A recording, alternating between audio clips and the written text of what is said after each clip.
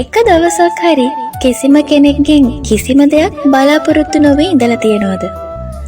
එකම එක දවසක් බලාපොරොත්තු නොවී ඉඳලා බලන්න. ඔළුව කැක්කුමක් හැදුනත් පැනඩෝල් දෙකක් ළඟට ගෙනත් දෙයි කියලා බලාපොරොත්තු වෙන ගැහණියක් නෙවෙයි.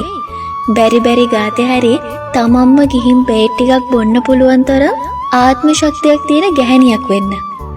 ආස දේවල් මට ගෙනත් දෙයි කියලා බලාපොරොත්තු වෙන ගැහණියක් නෙවෙයි.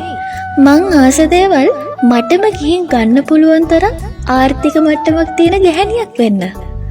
ඇඳුමක් ඇඳාම කාගෙන්වත් ලස්සනයි කියන එක බලාපොරොත්තු නොවි කන්නඩි ඉස්සරහට ගිහින් අනේ මට මේක ලස්සනයි කියලා තමන්ටම දැනෙන විදිහේ ගැහණියක් වෙන්න.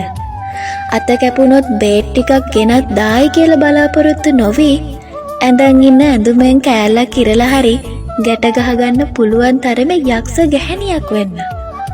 ගෑනු අපිට මෙහෙම බෑ. අපි බලාපොරොත්තු වෙනවා වැඩි.